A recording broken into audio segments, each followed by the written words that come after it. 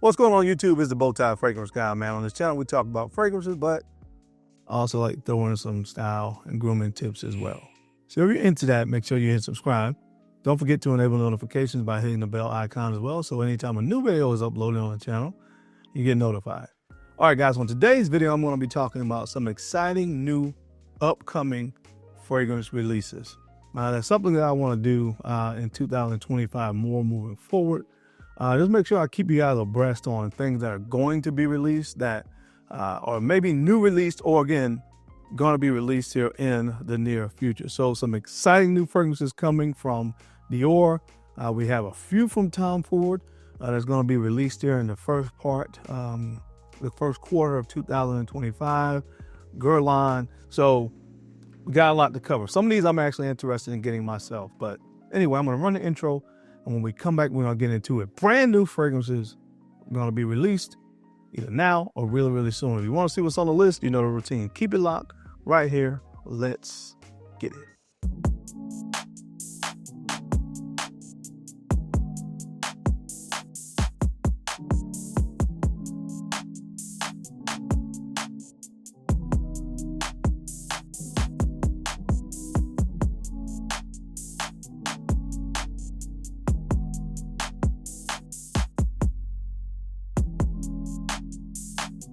The BowTie Fragrance Guy.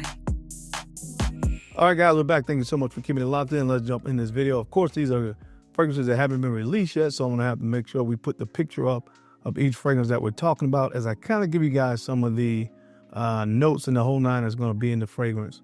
And again, just kind of give you my opinion. All right, so guys, the first fragrance up that's going to be released in the first quarter of 2025 is a kind of a recreation of a fragrance from the Dior Homme line. Of course, the original Dior Homme was released, I think, probably back around 2005, maybe if I'm not mistaken. And since then, Dior in 2021 has brought on the master perfumer Mason Francis Kurkdjian, or Francis Kurkdjian, as a perfumer, in-house perfumer for Dior. And this is going to be his first crack at fragrances, a fragrance from the Dior Homme line. And he's going to do a recreation of the very popular Dior Homme Parfum. Now, this fragrance, I think, is going to have amber, iris, patchouli, just to name a few notes. And it's going to come in a 50 ml and a 75 ml. So, it's Francis Kurkdjian, so I'm definitely interested in that one. Has notes that, you know, of course, I am been accustomed to really loving in my fragrances like amber and patchouli. I think iris as well. Still going to be a part of the DNA, which is a signature note for that line, that note of iris. Now, something that you guys will notice here, the prices of designer fragrances are continuing to climb. Mid last year, this year, 2024, we started seeing prices in the 160s, 170s, 180s. And I think Tom Ford, the ombre leather, the newer ombre leather, if I'm not mistaken, hit $200. There was a time where designer fragrances you would see no more than 140 or so, and that was like Bleu de Chanel Parfum. But I think when Dior Sauvage Elixir released, which hit that 150 mark, we started to see an increase in the prices of designer fragrances since then. So again, looking at $250 for a 75 ml of this stuff, so we'll have to see. But that's something to keep your eyes out for in the first quarter of 2025. From the brand of Dior, we're going to have Dior Homme Parfum. All right, guys, next up from the brand of Giorgio Armani, Stronger With You Parfum. Now, this brand had its initial release in 2017, so now this is going to be the 8th flanker from the line. The 8th flanker. Now, I'm a huge fan of the line. They have some classics in there. The original, Strong With You, the Absolutely, the Amber, the Tobacco. There's a few others out there as well. But this is number 8 since 2017. So again, this is indicative of what's been going on in the designer space here lately. Flanker after flanker after flanker. So this will be the 8th installment of this since 2017. So we're starting to get to that YSLY type territory now. We're having a lot of these flankers. But I enjoy this line, so I'm kind of interested in it.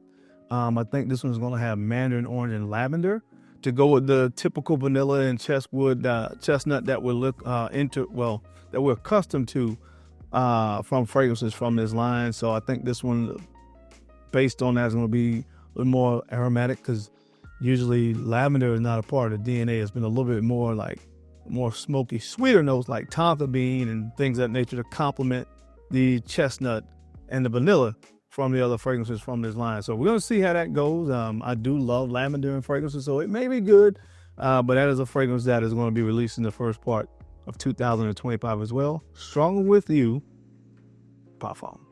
All right, guys, and next up, I've talked about two of the fragrances from this particular line here recently from the brand Hervé Guerlain.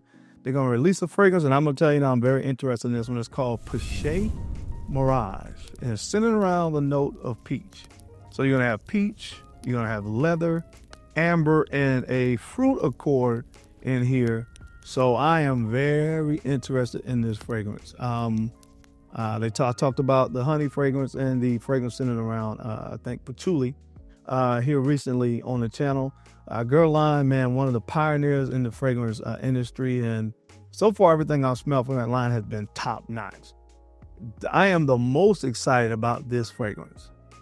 Peach, I think, is a note that is underutilized. Usually the note of peach is found in more feminine releases, but I think when you hear the notes, that some of the other main notes in this, I think this is going to be, if at worst, unisex. I'll say that, where guys can definitely rock it, because you got amber and leather to go with additional fruit accords to kind of accompany that peach. So I'm thinking a little bit more of a darker fragrance. So again, I'm thinking of something that's going to be unisex. That's one I'm definitely, going to get my hands on from Guerlain. Again, it's called Peche Mirage. All right, guys, the next fragrance is going to be one of the first from Tom Ford I'm going to talk about on this list. It's called Bois Pacifique. Bois Pacifique, you're going to have notes like iris in here. You're going to have amber in here, incense. So it's a fragrance just kind of based on the initial notes, some of those notes there. I'm kind of interested. But Tom Ford, the brand, since it's been purchased, has been cranking out a lot of fragrances. One of the things that I liked about the brand before was, they would come out with, fragrances from, the private blend collection and from their signature collection, but not maybe one or two per year. But now it's like, I don't know how many fragrances they've released this year. And I got another fragrance on this list, another private blend that's coming out. So starting to crank out too many fragrances for me. But other than that, it sounds like a fragrance that is definitely interesting. So keep your eyes open for that one from Tom Ford. Again, it's called Bois Pacifique. All right, guys. Now, a new fragrance that's going to be coming out from Jimmy Choo Man Extreme. Now, I love the bottle. Let's make sure we keep that bottle up here, the red bottle. I am definitely interested in the fragrance. Again, just based on what I see, I really, really like the bottle. All right, guys, some of the main notes are going to be black pepper, clary sage, geranium, and tonka bean.